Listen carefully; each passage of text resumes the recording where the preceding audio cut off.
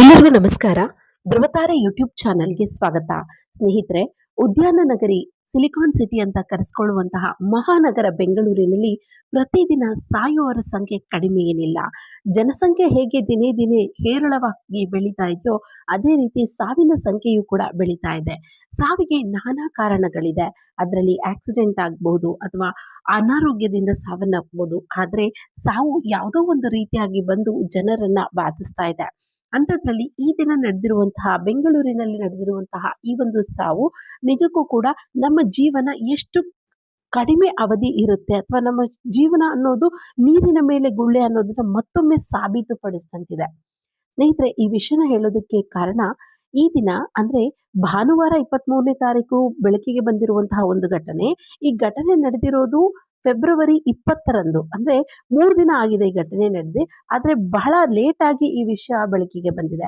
ಘಟನೆಯ ವಿವರ ಏನು ಅಂತಂದ್ರೆ, ಒಂದು ಪ್ರತಿಷ್ಠಿತ ಕಂಪನಿಯಲ್ಲಿ ಕೆಲಸ ಮಾಡ್ತಿದ್ದಂತಹ ಟೆಕ್ಕಿ, ಇಂದಿರಾನಗರದ ನಿವಾಸಿಯಾಗಿದ್ದಂತಹ ಓರ್ವ ಯುವಕ, 35 ವರ್ಷ ಪ್ರಾಯದ ಸಂತೋಷ್ ಪ್ರಸಾದ್ ಅನ್ನುವಂತಹವರು ತಮ್ಮ ಕಾರು ಚಲಾಯಿಸಿಕೊಂಡು ಕೆಲಸಕ್ಕೆ ಹೋಗುವಂತಹ ವೇಳೆಯಲ್ಲಿ ಮಾರ್ಗ ಮಧ್ಯದಲ್ಲಿ ಹಾರ್ಟ್ ಅಟ್ಯಾಕ್ ನಿಂದ ಸಾವನ್ನಪ್ಪಿರುವಂತಹ ಘಟನೆ ನಡೆದಿದೆ.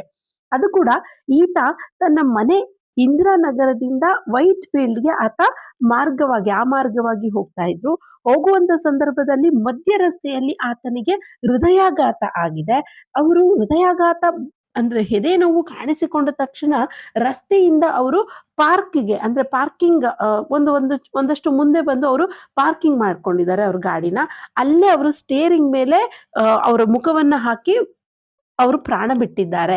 ಈ ಒಂದು ಘಟನೆ ನಡೆದಿರುವಂತದ್ದು ಈ ಒಂದು ಮಾರ್ಗ ಮಧ್ಯೆ ಅಂತ ಏನ್ ಹೇಳ್ದೆ, ಇಂದಿರಾನಗರ ಹಾಗೂ ವೈಟ್ ಫೀಲ್ಡ್ ಮಾರ್ಗ ಮಧ್ಯೆ ಒಂದು ಘಟನೆ ನಡೆದಿದೆ.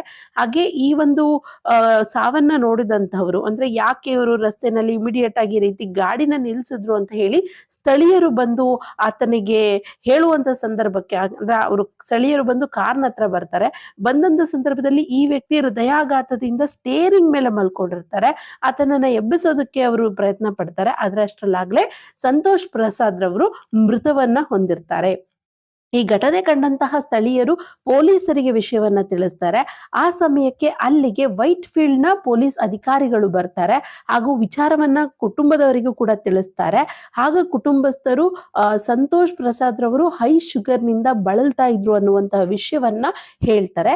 ಇದಾದ ನಂತರ ಅವರು ಅವರ ದೇಹವನ್ನ ಪೋಸ್ಟ್ ಮಾರ್ಟಮ್ಗೆ ಅಂತ ಹೇಳಿ ಕಳಿಸ್ತಾರೆ. ಎಲ್ಲ ಕಾರ್ಯಗಳು ಕೂಡ ನಡೆಯುತ್ತೆ ಮುಂದೆ. ನಿಜ, ಈ ವಿಷಯವನ್ನ ಹೇಳೋದಕ್ಕೆ ಏನು ಅಂತಂದ್ರೆ, ಈತ ಒಂದು ಒಳ್ಳೆ ಕಂಪನಿಯಲ್ಲಿ ಉತ್ತುಂಗ ಪೊಸಿಷನ್ ಅಲ್ಲಿ ಇದ್ದಂತಹ ಓರ್ವ ವ್ಯಕ್ತಿ. ಇನ್ನು ಕೂಡ ವಯಸ್ಸು ತುಂಬಾ ಚಿಕ್ಕ ವಯಸ್ಸೇ, 35 ವರ್ಷ ವಯಸ್ಸು ಅಷ್ಟೇ ಯುವಕನಿಗೆ. ಇಂತಹವರು ಮಾರ್ಗ ಮಧ್ಯದಲ್ಲಿ ಈ ರೀತಿಯಾಗಿ ಹೃದಯಾಘಾತಕ್ಕೆ ಈಡಾಗಿ ಸಾಯ್ತಿದ್ದಾರೆ ಅಂದ್ರೆ ಇನ್ನು ಯಾವ ಪರಿಯಾದ ಒತ್ತಡ ಇವರನ್ನ ಬಾಧಿಸ್ತಿತ್ತು. ಕಾರಣ ಅವ್ರ ಮನೆ ಫ್ಯಾಮಿಲಿ ತೊಂದ್ರೆನೋ ಅಥವಾ ಕೆಲಸದ ಒತ್ತಡವೋ 100 ಇರಬಹುದು. ಆದ್ರೆ ನಮ್ಮಲ್ಲಿ ಈ ಒಂದು ಸಿಚುಯೇಷನ್ ನಲ್ಲಿ ಎಷ್ಟು ಕಡಿಮೆ ಅವಧಿಗೆ ಮನುಷ್ಯನಿಗೆ ಈ ಒಂದು ಹಾರ್ಟ್ ಅಟ್ಯಾಕ್ ಅನ್ನೋದು ಬರ್ತಾ ಇದೆ. ನಾವು ಮೊನ್ನೆ ಅಷ್ಟೇ ಒಂದು ಘಟನೆಯನ್ನ ನೋಡಿದ್ವಿ. ಸ್ಕೂಲ್ಗೆ ಹೋಗೋ ಒಂದು 5 ವರ್ಷದ ಮಗುವಿಗೆ ಹಾರ್ಟ್ ಅಟ್ಯಾಕ್ ಆಗಿ ಶಾಲೆಯಲ್ಲೇ ಒಂದು ಮೃತಪಟ್ಟಿರುವಂತಹ ಘಟನೆಯನ್ನ ನೋಡಿದ್ವಿ. ಇದೀಗ 35 ಪ್ರಾಯದ ಯುವಕ ಬಾಳಿ ಬದುಕಿ ತನ್ನ ತಂದೆ ತಾಯಿಗಳಿಗೆ ಆಸರೆಯಾಗಬೇಕಾಗಿದ್ದವನು ಈ ರೀತಿ ಮೃತಪಟ್ಟಿದ್ದಾನೆ ಅಂತಂದ್ರೆ ಮುಂದೆ ನಮ್ಮ ಜೀವಿತಾವಧಿ ಯಾವ ಮಟ್ಟಕ್ಕೆ ಹೋಗ್ತಾ ಇದೆ. ಈಗಾಗಲೇ 2011ರ ಸೆನ್ಸಸ್ ಪ್ರಕಾರ ಮನುಷ್ಯನ ಜೀವಿತಾವಧಿ 68 ವರ್ಷಗಳು. ಆದ್ರೆ ಇದು ಕಳೆದು ಆಗ್ಲೇ 20 ವರ್ಷಗಳು ಆಗ್ತಾ ಇದೆ. ಇನ್ನು ಕೂಡ ನಮ್ಮ ಜೀವಿತಾವಧಿ ಇನ್ನ ಯಾವ ಮಟ್ಟಿಗೆ ಕೆಳಗಡೆ ಬೀಳ್ತಾ ಇದೆ ಅನ್ನೋದು ನಿಜಕ್ಕೂ ಕೂಡ ಆಶ್ಚರ್ಯ ಅನ್ಸುತ್ತೆ. ಯಾಕೆ ಈ ರೀತಿ ಚಿಕ್ಕ ವಯಸ್ಸಿನಲ್ಲೇ ಹಾರ್ಟ್ ಅಟ್ಯಾಕ್ ಆಗುತ್ತೆ ಅನ್ನೋದ್ರ ಬಗ್ಗೆ ಮುಂದಿನ ವಿಡಿಯೋದಲ್ಲಿ ನಾವು ವಿವರವಾಗಿ ನೋಡೋಣ. ಈಗ ಈ ಸಂತೋಷ್ ಪ್ರಸಾದ್ ರವರು ಏನು ಮೃತ ಹೊಂದಿದ್ದಾರೆ ಹಾರ್ಟ್ ಅಟ್ಯಾಕ್ ನಿಂದ, ಅವರ ಆತ್ಮಕ್ಕೆ ನಾವು ಶಾಂತಿಯನ್ನ ಕೋರ್ತಾ ಈ ವಿಡಿಯೋನ ಎಲ್ಲಿಗೆ ಎಂಡ್ ಮಾಡೋಣ.